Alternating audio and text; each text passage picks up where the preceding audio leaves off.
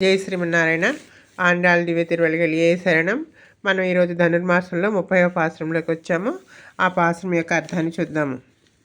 ఓడలతో నిండి ఉన్న క్షీర సముద్రంను మదింపచేసి లక్ష్మీదేవిని పొంది మాధవుడైన వానిని, బ్రహ్మరుద్రులకు కూడా నిర్వాహుడైన వానిని, ఆనాడు వ్రేపలిలో చంద్రముఖులు అగువారును, విలక్షణ ఆభరణములు దాల్చిన వారును అగు గోపికలు చేరి మంగళము పాడి పరాన్న వాయిద్యమును లోకుల కొరకు భగవద్దాస్యమును తమ కొరకును పొందిరి.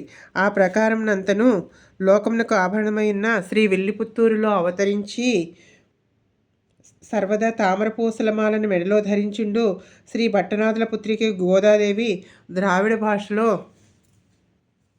30 పాసురములను మాలికగా కూర్చున్నది.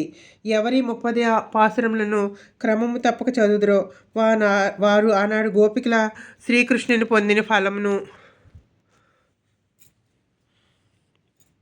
గోదాదేవి వ్రతమునాచరించి పొందిన ఫలమును కూడా పొందుదురు. కేవలము అధ్యయనం చేయడం చేతనే పుండరీకాక్షుడును, పర్వత శిఖరముల వంటి బాహుశిరసులు కలవాడునగు శ్రీవల్లభుడును, చతుర్భుజుడునగు శ్రీమన్నారాయణుడే వారికి సర్వదా ఆనందమును ప్రసాదించును. ఇది పాసం యొక్క అర్థం. అందుకే మేము ఈ రోజున క్షీరసాగర మదనాన్ని ఏర్పాటు చేసాం. అమ్మ చెప్తుంది కదా, అదిగోండి క్షీరసాగరంలో స్వామి ఉన్నాడు. ఇక్కడ అదిగో తాబేలు మే రూపంలో స్వామి, అక్కడ అదిగో వాసుకి అలా పెట్టాము. ఆ క్షీరసాగరాన్ని మధిస్తున్నప్పుడు ఏమేమి వచ్చినాయి? అదిగోండి ఐరావతం అనే ఏనుగు వచ్చింది. తర్వాత ఉచ్చయ శ్రవసము అనే గుర్రం వచ్చింది.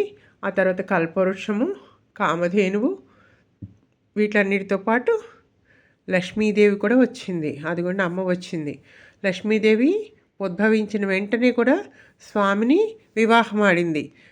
మాధవిని ధరించటం వల్ల మాధవుడైనాడట స్వామి. అదిగోండి అందుకే లక్ష్మీనారాయణులు.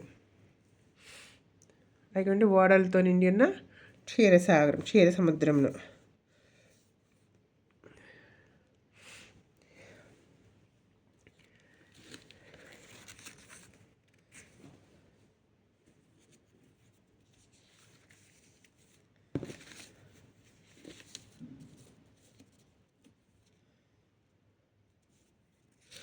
ఇదిగోండి స్వామి చెప్తున్నారు కదా, ఈ రోజున ఏం చెప్తున్నారు అంటే, ఎవరి 30 పాశ్రములను అంటే మనకి వ్రతం చేయటం రాకపోయినా పర్వాలేదు, రోజు ఒక పాసురం చొప్పున ఈ 30 పాసురములని పారాయణ చేసుకున్నా సరే ఆ ఫలితం వస్తుంది అని చెప్తున్నారు. అంటే ఇవి ద్రవిడ భాషలో ఉంటాయి, తమిళ్ మనకు అర్థం కాదు అని అనుకోవాల్సిన అవసరం లేదు. అది శబ్దానికంటూ ఒక ఎనర్జీ ఉంటుంది, సౌండ్ ఎనర్జీ. దాన్ని ఆ మూలాన్ని అలా పలికితే ఆ శబ్దం యొక్క ఆ శక్తి ద్వారానే మనల్ని కాపాడుతాయి. అంటే ఈ వ్రతం చేయటం రాకపోయినా, చేసుకునే టైం లేకపోయినా, రోజు ఒక పాసురం అనుసంధానం చేసుకున్నా సరే ఆనాడు ఆండాళ్ళ తల్లి ఏదైతే ఫలితాన్ని పొందిందో ఆ ఫలితాన్ని మనందరం కూడా పొందుతాము అని చెప్తున్నారు. ఒక పాసురం చదువుకున్నా చాలట. అంటే ఈ పాసురాలను ఎవరైతే చదువుకోరో వారిని భూదేవి భారంగా భావిస్తుందట. అందుకే తమిళ అర్థం కాకపోయినా సరే ఈ పాసురాలు ఇప్పుడు తెలుగులో కూడా లభ్యమవుతున్నాయి. కాబట్టి చక్కగా అంటే లిపి తెలుగులో ఉంటుంది కదా, చక్కగా నేర్చుకొని చదువుకుంటే బాగుంటుంది. తమిళ్లోనే చదువుకోవాలి.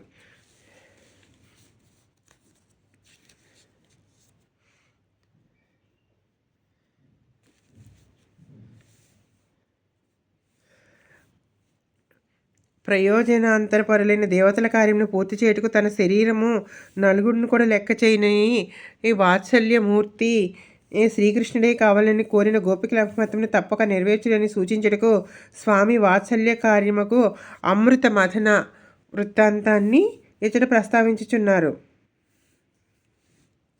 అలాగే సాధనానుష్ఠానం చేసి లక్ష్మీ ప్రాప్తి రూపముకు సిద్ధి పొందినవాడు కనుక నేడు కూడా గోపికలు తనను పొందుడు తనకే ఫలముగా భావించి తాను సాధనాన్ని అనుసరించి ఆచరించినాడు అని సముద్ర మదన వృత్తాంతమును సూచించున్నది.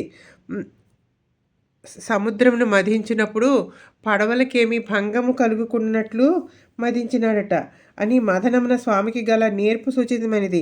పాల సముద్రమును కూడా పడవలుండని సందేహం ఉదయించవచ్చును, ఉండినా ఉండవచ్చును, లేదా అందు శయనించిన శ్రీ మహావిష్ణువే సముద్రమును దాటించి పడవగా భావించవచ్చును. సంసారమును సముద్రమును భగవానుడి ఉపాయంను ఆశ్రయించిన వారి ఆత్మలు తనను పొందినట్లు తానే శ్రమించి మధించి ఆత్మలు తనను పొందినట్లు చేయి మాధవుడే శ్రీమన్నారాయణుడు. మనం చేయి అపరాధములను మరచినట్లు చేసడి అమ్మవారితో నిత్య సంబంధం కల స్వామియే మనకు ఆశ్రయనీయుడని నమ్మిన గోపికలు మాధవునే ఆశ్రయించుచున్నారు. సర్వేశ్వరుడు సముద్రమదన సమయమున ఊగుడిచే వీడిన కేశ సౌందర్యము స్మరించి కేశవుని ఆశ్రయించుచున్నారు. తాము పరమాత్మను పొందకుండా ప్రతిబంధకంగా నుండి కేసుని సంహరించిన వాడని కేశవుని ఆశ్రయించినారు. బ్రహ్మకు ఈశ్వరుని కూడా నిర్వాహకుడిచే సర్వస్వామి అయిన కేశవుని ఆశ్రయించినారు. ఇదిగోండి సముద్ర మదన వృత్తాంతం అంతా ఇక్కడ ఏర్పాటు చేసాము. ఇగో తాబేలు స్వామి వాసుకి మదిస్తున్నట్లు సముద్ర మదన సమయంలో ఏమేమి వచ్చినాయో అవన్నీ కూడా ఏర్పాటు చేసాము. జై శ్రీమన్నారాయణ, జై జై శ్రీమన్నారాయణ. ఆండాల్ దివ్య తిరువెలగలియే